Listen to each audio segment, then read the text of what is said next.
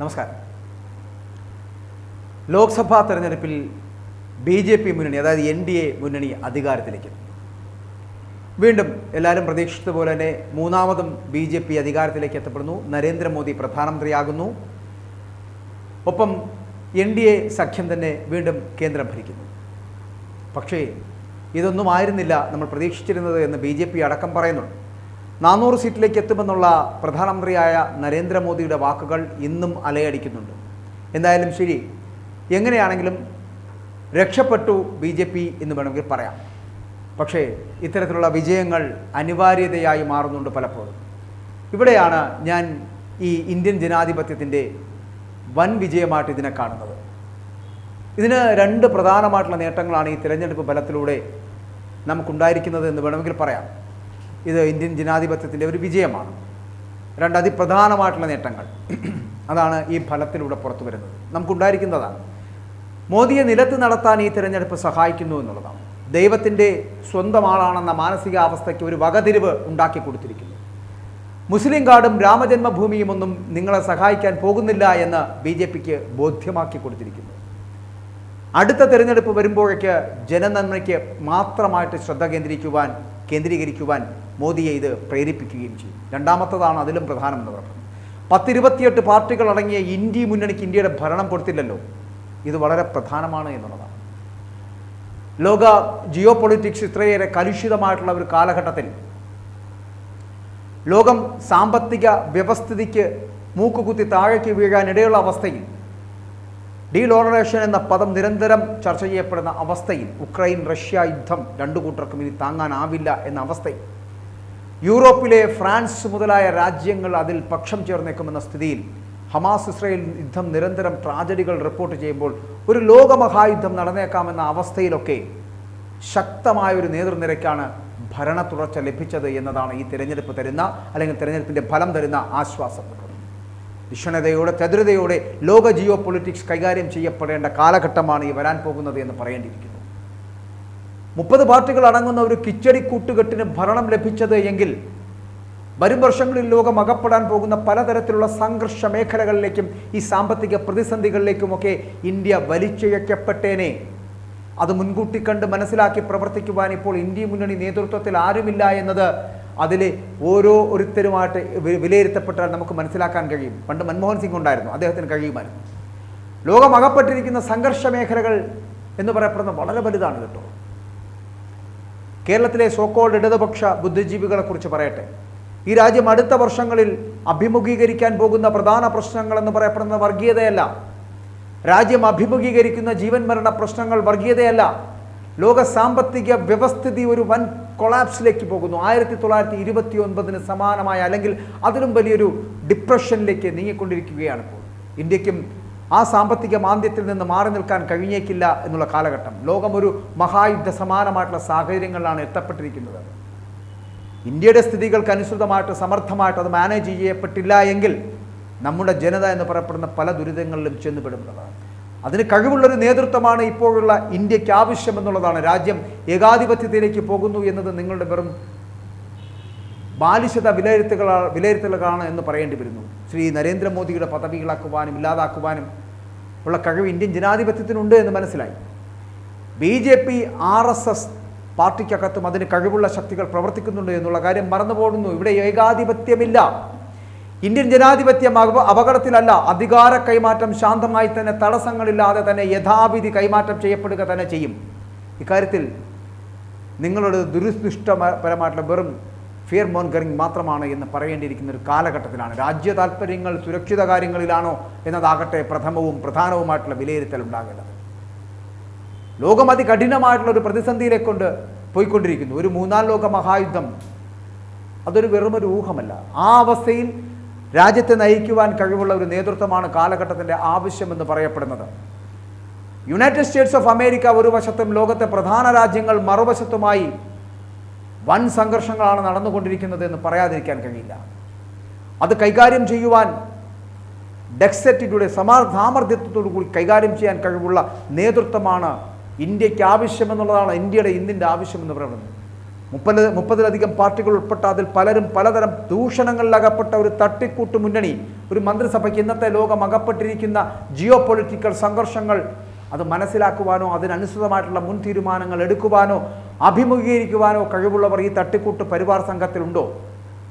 ഒരാൾ പോലുമില്ല എന്നതാണ്. വിദേശ ശക്തികളുടെ മാനിപ്പുലേഷൻസ് നടക്കുന്ന കാലമാണിത്.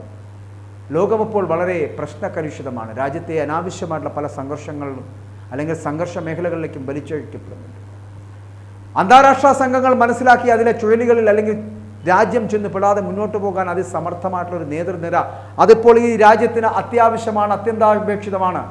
ഇന്ത്യ കൂട്ടുകെട്ടിലെ ഓരോരുത്തരെയായി അവരുടെ എക്സ്പീരിയൻസും കഴിവുകളും മനസ്സിൽ കണ്ട് നമ്മൾ ആ കാര്യങ്ങളൊന്ന് വിലയിരുത്തി നോക്കിക്കേ. പ്രധാനമന്ത്രിയുടെ ഓഫീസ് അറിയാത്ത ഫയലുകൾ 10 ജൻപദിലേക്ക് പോകുന്ന സാഹചര്യമുണ്ടായാൽ ഈ രാജ്യം വൻ പ്രതിസന്ധിയിലേക്ക് വലിച്ചിഴക്കപ്പെടുമെന്നുള്ളതാണ്.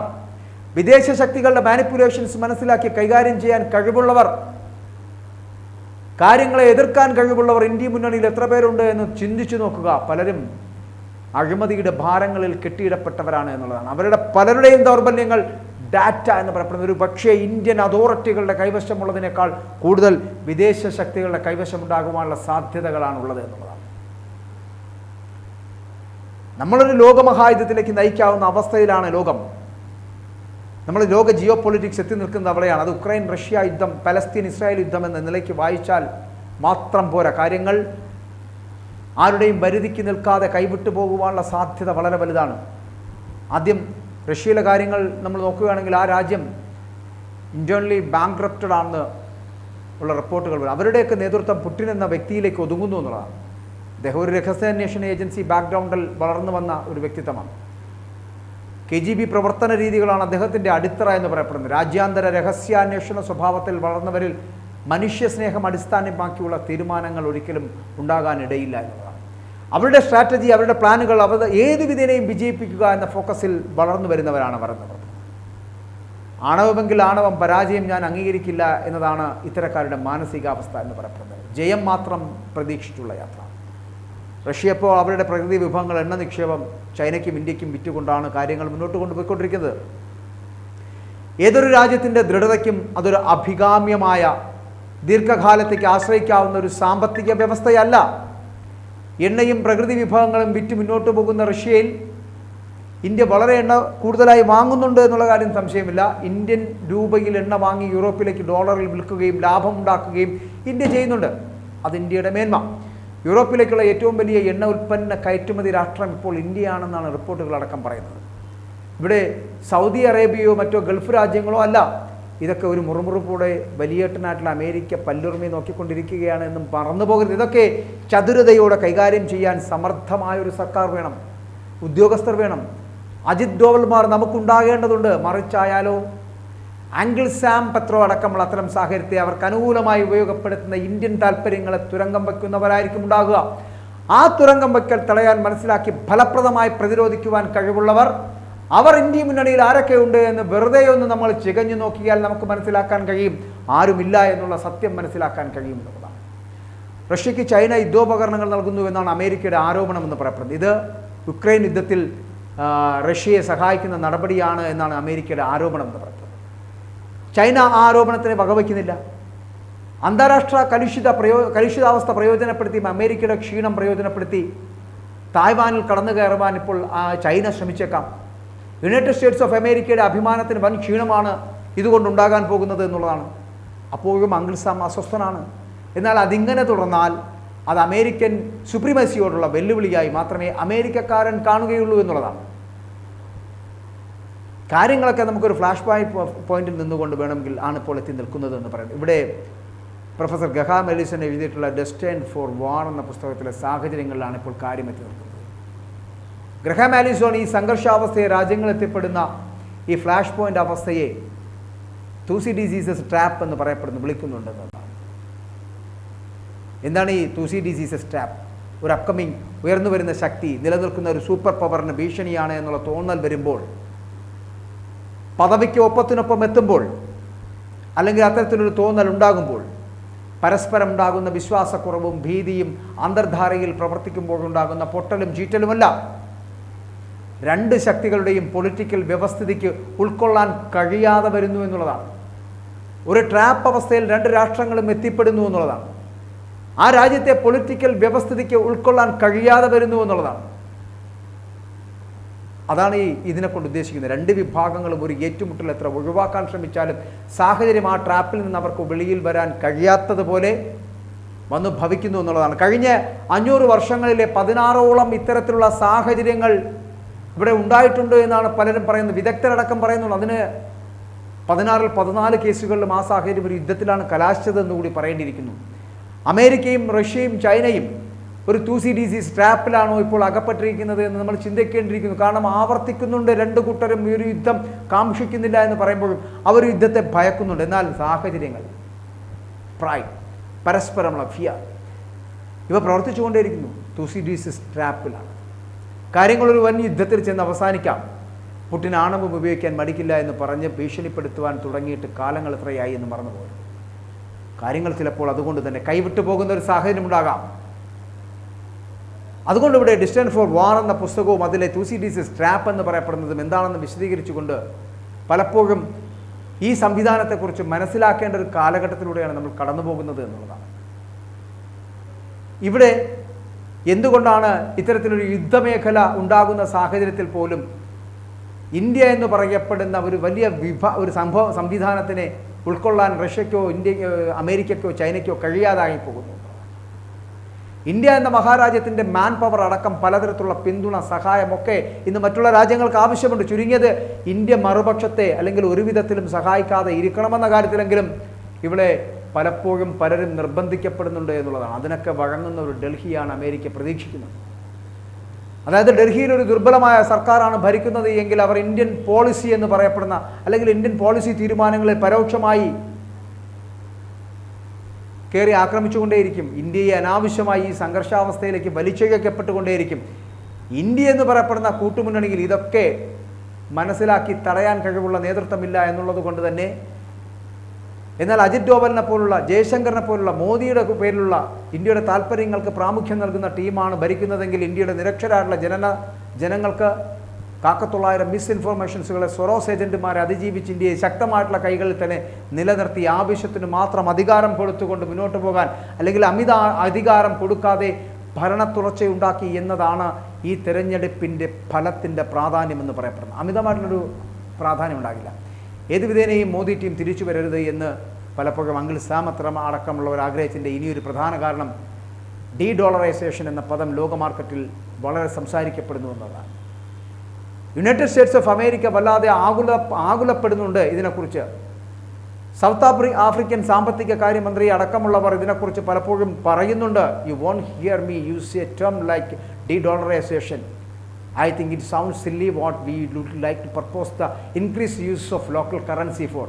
അർത്ഥം അത് തന്നെ, ഡീഡോളറൈസേഷൻ. റിപ്പോർട്ടുകൾ പറയുന്നു India has initiated a study of assess availability of a new currency and the results are expect to be a significant discussion point of the BRICS summit scheduled for October 2024 in Russia. Dedollarization വിഷയത്തിലും അന്താരാഷ്ട്ര സംഘർഷങ്ങൾ വൻതോതിൽ നടക്കാൻ പോകുന്നു എന്നുള്ളതാണ്. ഈ സംഘർഷഭരിതമായിട്ട് വരാൻ പോകുന്ന ജിയോ പൊളിറ്റിക്സ് കൈകാര്യം ചെയ്യാൻ, ഡെക്സ്റ്ററ്റിറ്റിയുടെ ഒരു സമർത്ഥിത്വത്തോട് കൈകാര്യം ചെയ്യേണ്ട ഒരു വിഷയത്തെ കൈകാര്യം ചെയ്യാൻ ഇവിടെ ഒരു വലിയ സംവിധാനം ഉണ്ടാകണം. ഡീഡോളറൈസേഷൻ എന്നാൽ അമേരിക്കൻ സൂപ്പർ പവറിൻ്റെ പതനം എന്നാണ് അർത്ഥം ഉണ്ടാക്കുന്നത്. യുണൈറ്റഡ് സ്റ്റേറ്റ്സ് ഓഫ് അമേരിക്കയുടെ ശക്തി എന്ന് പറയപ്പെടുന്നത് അവരുടെ ഭൂഖണ്ഡാന്തര മിസൈലുകളിലല്ല. അവർക്ക് വിമാനവാഹിനി പടക്കപ്പലുകൾ വളരെ ഉണ്ട് എന്നതിലുമല്ല. അവരുടെ സൂപ്പർ പദവി ഇന്ന് നിലനിൽക്കുന്നത് $, അത് അന്താരാഷ്ട്ര വിനിമയ കറൻസിയായി നിലനിൽക്കുന്നത് കൊണ്ട് മാത്രമാണ് എന്ന് പറയപ്പെടുന്നു. അത് അപകടത്തിലാണ്. ആ അപകടം വരുന്നത് ഇന്ത്യയിൽ നിന്നാണ്, ഇന്ത്യൻ രൂപയിൽ നിന്നാണ്.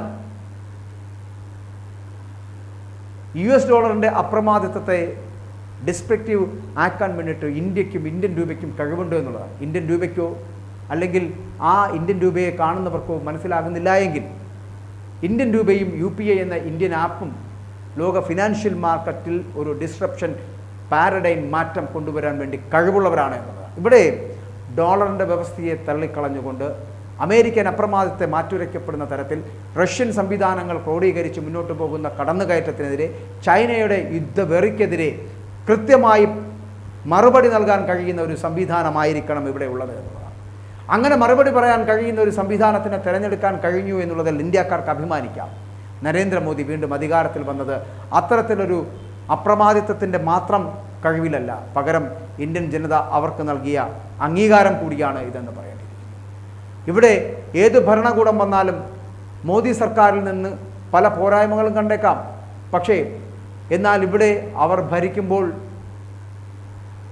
രാജ്യം സുരക്ഷിതമാണ് എന്നുള്ള കാര്യത്തിൽ സംശയമില്ല എന്ന് പറയേണ്ടിയിരിക്കുന്നു. പലപ്പോഴും മറ്റ് ബുദ്ധിജീവികൾക്കൊക്കെ തോന്നാം എന്തുകൊണ്ടാണ് ഇത്തരത്തിൽ സംഭവിക്കുന്നത്. പക്ഷെ ഒരു കാര്യം വളരെ ചിന്തിക്കേണ്ടിയിരിക്കുന്നു. ഇവിടെ മോദി ഭരിച്ചില്ലെങ്കിൽ, അല്ലെങ്കിൽ ദിഷണാശക്തിയോടുകൂടി പ്രവർത്തിക്കുവാൻ കെൽപ്പുള്ള കഴിവുള്ള ഒരു നേതാവ് ഇന്ത്യ ഭരിക്കേണ്ടതുണ്ട് ഈ ഒരു യുദ്ധം അനിവാര്യമാകുന്ന ഒരു കാലഘട്ടത്തിൽ, സാമ്പത്തിക പ്രതിസന്ധികൾ കുന്നുമൂടുന്ന ഒരു കാലഘട്ടത്തിൽ. പക്ഷേ അതിന് ശ്രമിക്കാൻ കഴിയുന്നവർ ഇന്ത്യ മുന്നണിയിൽ ഉണ്ടെങ്കിൽ അവർക്കാകാമായിരുന്നു. പക്ഷേ 28ഓളം വരുന്ന ചെറു പാർട്ടികൾ ചേർന്നുണ്ടാക്കപ്പെട്ട ആ രാജ്യത്തിന്, ആ സംവിധാനത്തിന് ഈ രാജ്യത്തെ ഭരിക്കുവാനുള്ള കെൽപ്പുണ്ടോ? ഈ രാജ്യത്തിൻ്റെ സംഘർഷ സാധ്യതകളെ മനസ്സിലാക്കി മുന്നോട്ട് പോകുവാനുള്ള ചങ്കുറപ്പുണ്ടോ? ഈ രാജ്യത്തിൻ്റെ സാമ്പത്തിക വ്യവസ്ഥിതികൾ തകർന്ന് തരിപ്പണമാകുമ്പോൾ അതിനെ പിടിച്ചു നിർത്തുവാനുള്ള കെൽപ്പുണ്ടോ? ഉണ്ടായിരുന്നു. മൻമോഹൻ സിംഗിനെ പോലുള്ളവർക്ക് അത്തരത്തിലുള്ള കെൽപ്പുണ്ടായിരുന്നു എന്നുള്ള കാര്യത്തിൽ സംശയമില്ല. അത് ഉണ്ടായിട്ടുമുണ്ട്. ലോകരാജ്യങ്ങൾ മുഴുക്കെ കുത്തനെ ഇടിഞ്ഞു താണപ്പോൾ അവിടെ ഇന്ത്യയെ സംരക്ഷിച്ചു നിർത്തുവാൻ മൻമോഹൻ സിംഗിനെ പോലൊരു ധനകാര്യ വിദഗ്ധന് കഴിഞ്ഞിരുന്നു എന്നുള്ളതും അദ്ദേഹം പ്രധാനമന്ത്രി ആയിരുന്നു എന്നുള്ളതും മറന്നു പോകുന്നില്ല. പക്ഷേ അത്തരത്തിലുള്ളവർ ആരെങ്കിലും ഇപ്പോൾ ഇന്ത്യ മുന്നണിയുടെ കൂട്ടത്തിൽ അല്ലെങ്കിൽ കോൺഗ്രസിൻ്റെ ഭാഗമായിട്ടുണ്ടോ? ഇല്ലാത്തത് കൊണ്ടാണ് ഞാൻ പറയുന്നത് ഇവിടെ ജയിക്കാൻ കഴിഞ്ഞത്, ഇപ്പോൾ വിജയിക്കാൻ കഴിഞ്ഞത് അത് ചെറിയ മാർജിനിലാണെങ്കിൽ കൂടി, കാരണം വലിയ അപ്രമാദിത്വങ്ങളൊന്നും ഇല്ലാതെ മുന്നോട്ട് പോകാൻ കഴിയുന്ന ഒരു ഇടം ഉണ്ടാക്കി കൊടുക്കുവാൻ കഴിഞ്ഞിട്ടുണ്ട്. അത് സുരക്ഷിത മാർഗങ്ങളിലൂടെ മുന്നോട്ട് പോകുവാൻ ഇന്ത്യക്കാകും എന്നാണ് കഴിയുന്നത്. അതിന് ഇന്ത്യയെ ഭരിക്കുന്ന ഒരു സംവിധാനം മതി കേന്ദ്രത്തിൽ, ഒപ്പം നയിക്കാൻ പ്രധാനമന്ത്രി നരേന്ദ്രമോദി.